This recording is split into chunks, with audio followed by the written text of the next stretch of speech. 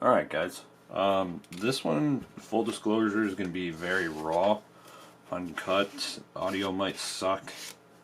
In fact, I don't even know if the audio is going to work, but it's basically because I'm not done loading all the programs I need to load onto the new PC, so I'm sorry, but I wanted to do a quick tip anyway. And first and foremost, wish you all a very Merry Christmas, Happy New Year, and Happy Hanukkah, whatever you're celebrating. I just hope that you all have a wonderful season, even if you're not celebrating. Whatever you're doing, I just want to express my sincere thanks for supporting me. I mean, it means the world to me. In a time where, honestly, when Corona started, I told my wife I was screwed. And you guys have kept us more than afloat. I've had a great year, thanks to all of you, despite all the loss we've had as far as not being able to teach at conventions and whatnot, and losing that part of my income. Your support means the world to me, and I can't thank you guys enough, so I really hope that you have a wonderful holiday season.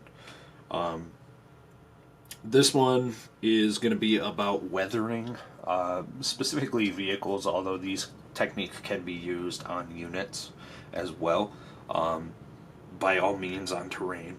But this was a suggestion from one of you patrons requested that I do this video. So, hey, what's up, gang? I'm Impending Duff. I just wanted to cut off the video right here real quick and tell you that this is actually the second part of a full quick tip. It got super long. My new rig is not ready to do editing, so I'm actually editing on my old rig still. But I wanted to release this video publicly to kind of give those of you who are not yet supporting me on Patreon a little taste of what I give to my patrons every single week. On Wednesday, 9 a.m., without any delay, you get a full video tutorial that I call a quick tip. And it's called a quick tip simply because I literally turn on the camera and just paint, right? I don't do any fancy mega editing like I would if this was a YouTube video or anything. I basically just sit down and, for the most part, work in real time so that you can understand the technique as I explain it. And I do my damnedest to kind of explain it in a more or less layman's term. I've never gone to art school. I've never did any type of formal training, unless you count culinary arts being formal art. Anyway, the point being is I like to keep things simple. I like to boil it down to its minutia and just kind of explain it as if I'm a everyday human being trying to get a point across, you know. So I do that to not intimidate those of you who don't necessarily know the depths of the artistic terminology or whatnot. Also, I am what I am, so I paint things, I talk about it in a very boiled down manner, and hopefully that comes across in this video here. Again, this is the second part of a weathering video. I'm actually going to release 2 videos this week, surprise to my patron. I got you guys covered for Christmas, so enjoy this snippet on scratches, and if you choose to, you can support my Patreon for as little as $5 a month, and you get access to every quick tip video every week of the month, plus all of the dozens of other videos that I have in the archive. So I really hope that you consider pledging on my Patreon, and I look forward to learning with you. Thank you so much, and enjoy the quick tip. Take care. Now, scratches. Scratches are a big one, okay? There are 2 different types of scratches. There are subdermal and superficial. Sorry, I was having a brain fart. So keep in mind, this little gun drone, whatever this is, he's, you know, scooting along doing his thing, right?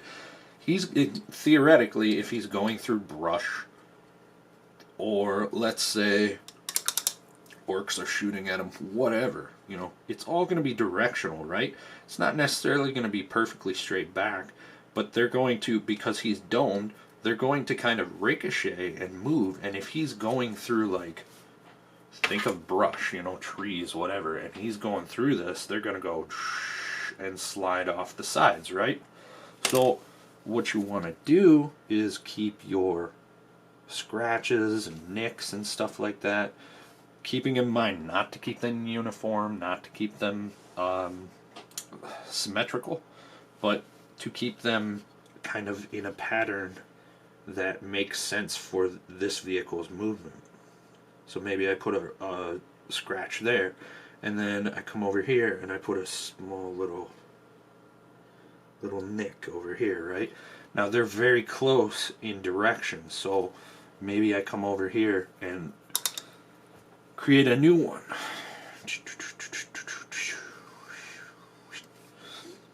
And it kind of goes, it's still going in that direction, but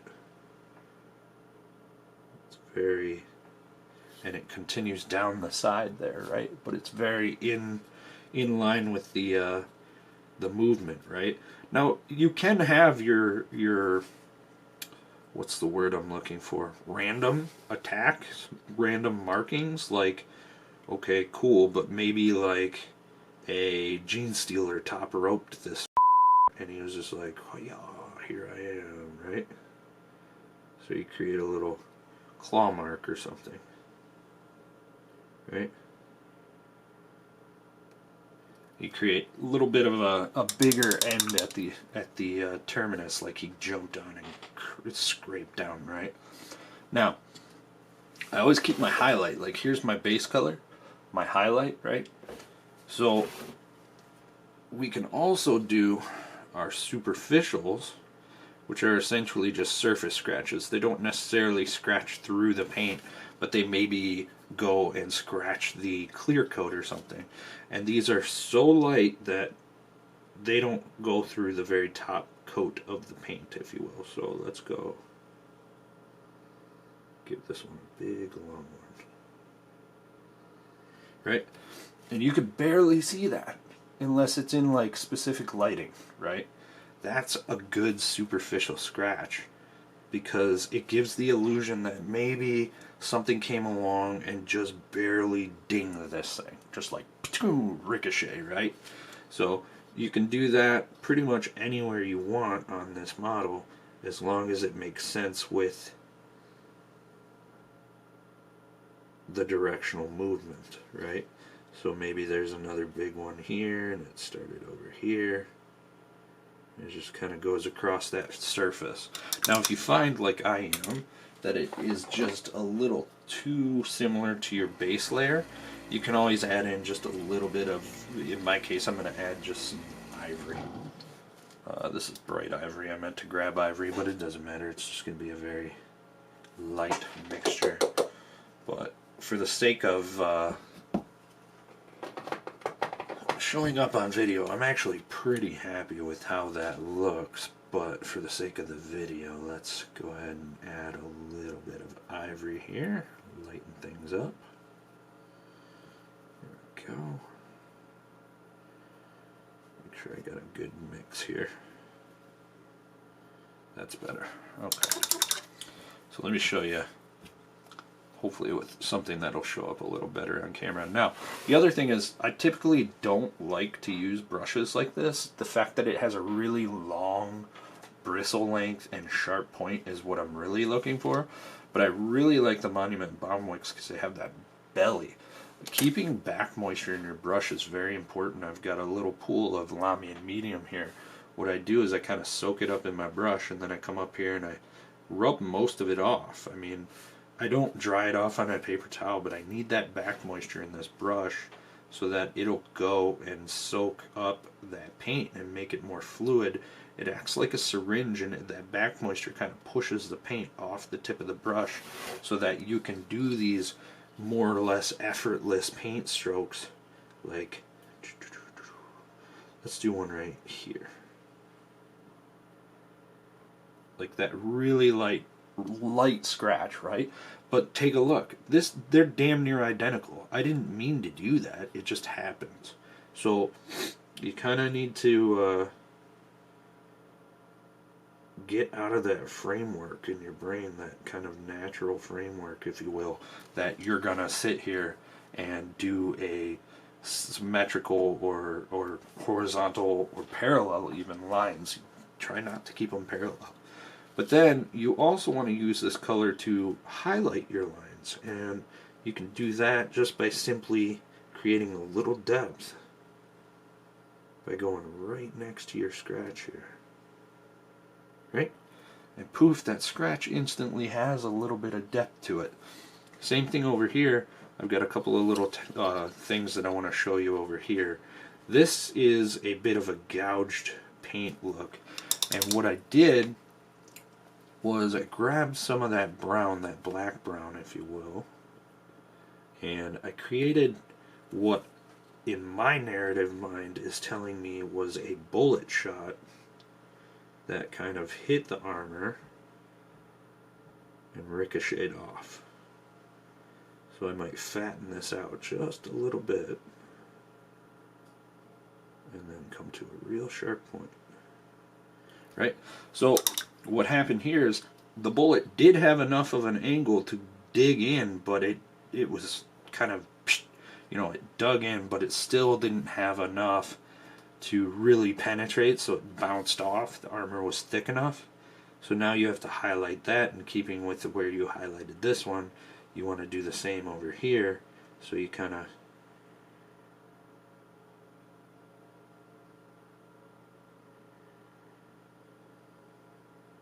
follow that edge.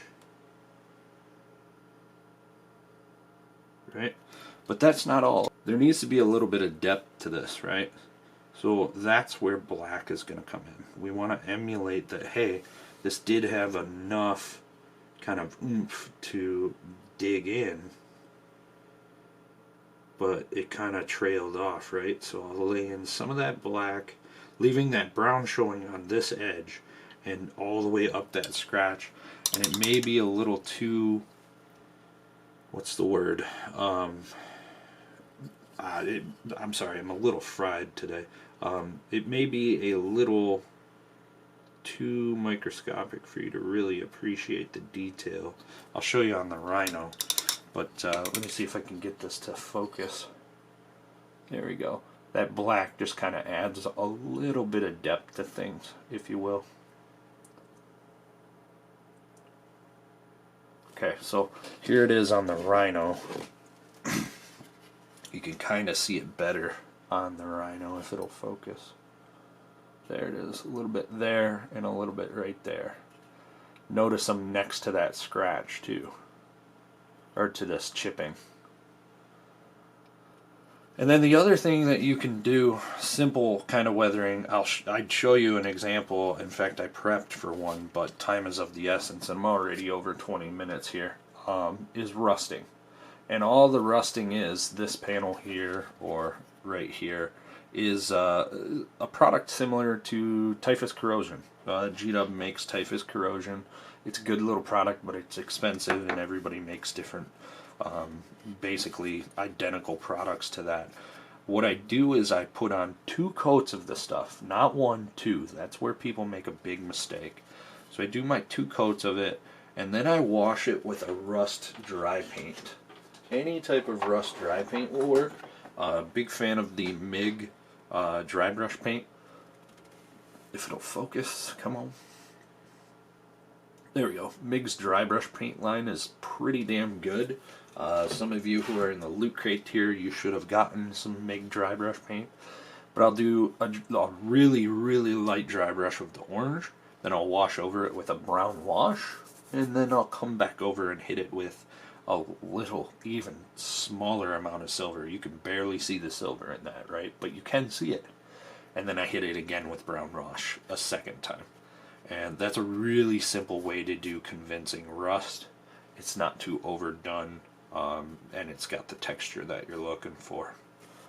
So that is kind of scratching, chipping, and rust, like surface abrasions, if you will. The other thing I wanted to show you is if you screw up, because not everybody has the brush control that's the brush control or brush discipline that's needed for this kind of thing, is, and you can see it along this chip, I kind of already pre-did it, but let's say you come in and you do one of these, or you move or whatever. First of all, that's an opportunity to just create more chipping, right? Just come along and hit it with your stippling, and don't let it stay so clean, because that kind of splotch or mess up or whatever you want to call it is now just an opportunity for a more detailed weathering position. However, let's say you do something like this one, right? I've kind of overlapped that brown line with the highlight, so I can come in here and I can touch that up, right? But let's say I did something stupid and I was like really heavy-handed, right? Shit, what am I supposed to do there? Well, it's really simple, actually. You just go back to your base layer, not super thinned because I'm working with yellow tones, but go back to your base layer and clean it up. It's really that simple. A lot of people are just like super afraid to keep their base tone on their palette and clean things up. Don't be.